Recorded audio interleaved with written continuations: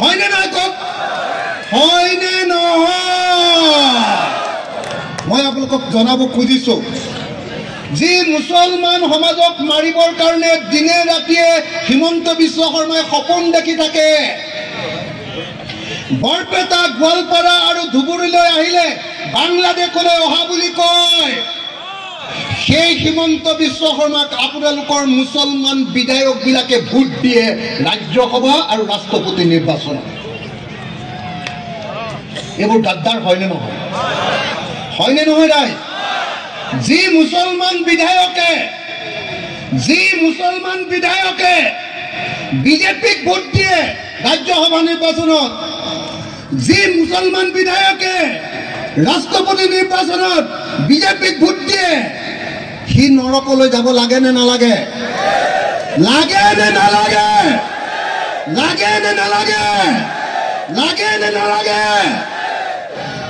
সেইকাৰণে মই স্পষ্টকৈ আপোনালোকক ক'বলৈ আহিছোঁ মই কোনো বিধায়কৰ নাম নকওঁ কিন্তু আপোনালোক সকলোৱে জানে যে কোনে কোনে AIDF আৰু কংগ্ৰেছৰ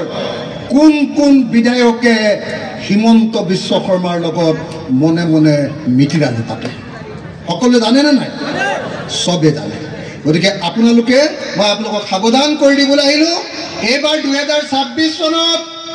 এনেকুৱা মানুহক আপোনালোকে ভোট দিব যি বিজেপি চৰকাৰৰ বিৰুদ্ধে সঁচাকৈ যুঁজিবৰ কাৰণে বিধানসভালৈ যাব হয়নে নহয় আমাৰ বিধানসভাত 51 জন বিধায়ক আছে 51 জন বিৰোধী পক্ষৰ 51 সেই 51ৰ ভিতৰত অনলি ওৱান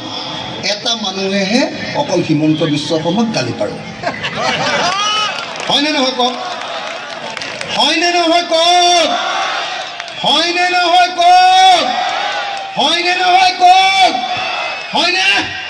অকল এজনে কিয় গালি পাৰিব লাগে তোমালোকক যে জাতত ধৰি গালি পাৰিছে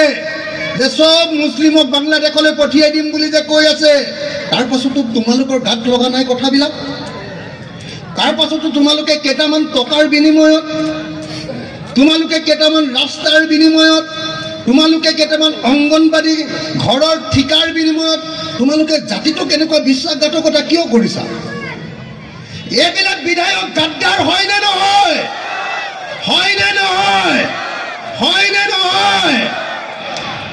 স্পষ্টকৈ আপোনালোকক ক'বলৈ আহিছোঁ 2026 চনত আপোনালোকে টুকুৰিয়াই চাই 2 নম্বৰীকেইটাক লাভ দিব লাগিব আৰু 1 নম্বৰীকেইটাকহে জিকাব লাগিব নহ'লে প্ৰত্যেকবাৰে সংখ্যালঘু ৰাইজে এনেকৈ গোটেই জীৱন অসমত মাৰ খাই জীয়াই থাকিব লাগিব হয়নে নহয়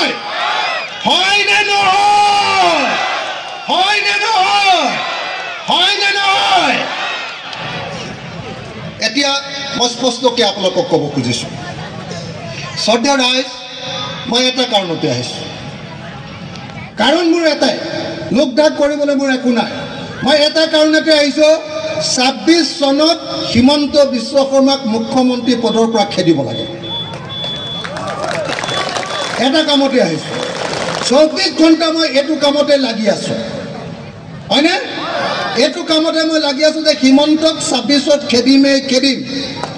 হিমন্তই অসমখন ধ্বংস কৰি পেলাইছে হিমন্তই অসমখনত জাতি আৰু জাতিৰ মাজত কাজিয়া লগাইছে হিমন্তই অসমখনত অশান্তি বিয়পাই দিছে হিমন্তই দুখীয়া মানুহৰ ঘৰ দেখিলে তেওঁলোকৰ বুলডোজাৰ পঠিয়াই ঘৰবিলাক ভাঙি দিয়ে হয়নে নহয় এখন চৰকাৰৰ আটাইতকৈ ডাঙৰ কামটো কি এখন চৰকাৰৰ আটাইতকৈ ডাঙৰ কামটো হ'ল ভোট দিয়া মানুহবিলাকৰ জীৱন আৰু সম্পত্তিৰ নিৰাপত্তা প্ৰদান কৰা হয়নে উলটাই যি ভোট দিছে সেই জনতাৰ জীৱন কাঢ়ি লোৱা কামটোৱে কৈছে হিমন্ত বিশ্ব শৰ্মাৰ কাম সম্পত্তি কাঢ়ি লোৱাটোৱে কৈছে হিমন্ত বিশ্ব শৰ্মাৰ কাম যদি ক'ৰবাত সংখ্যালঘু মানুহে নদী খহনীয়াত পৰি এক কথা মাটি যদি ক'ৰবাত অকণমান চৰকাৰী মাটিত সোমাইছে হিমন্তৰ মাথাটো পাগল হৈ গৈছে লগে লগে সেই মানুহজনৰ ঘৰলৈ পুলিচ পঠিয়াই দিছে, সেই মানুহজনৰ ঘৰ ভাঙি দিছে আৰু সেই মানুহজনৰ জীৱন সম্পূৰ্ণৰূপে ধ্বংস কৰি দিছে। দিছে নে নাই? দিছে নে নাই? দিছে নে নাই? যদি দিছে তেতিয়াহ'লে এই কংগ্ৰেছ আৰু AIDFৰ MLA কেইটাৰ নিচিনাকে মুখখন বন্ধ কৰি থৈ দিলে নহ'ব, হয়নে নহয়? মুখখন বন্ধ কৰি থৈ দিলে নহ'ব, চিঞৰিব লাগিব, ক'ব লাগিব যে দেশদ্ৰোহী, জাতিদ্ৰোহী, সাম্প্ৰদায়িক, 2 নম্বৰী হিমন্ত বিশ্ব শৰ্মাক যেতিয়ালৈকে খেদিব নোৱাৰিম তেতিয়ালৈকে আমি কেতিয়াও শান্তিত নহওঁ। হয়নে নহয়? হয়নে নহয়? হয়নে নহয়? হয়নে নহয়? হয়নে নহয়? সেইকাৰণে শ্ৰদ্ধেয় ৰাইজ, আপোনালোকৰ ওচৰলৈ আহিছোঁ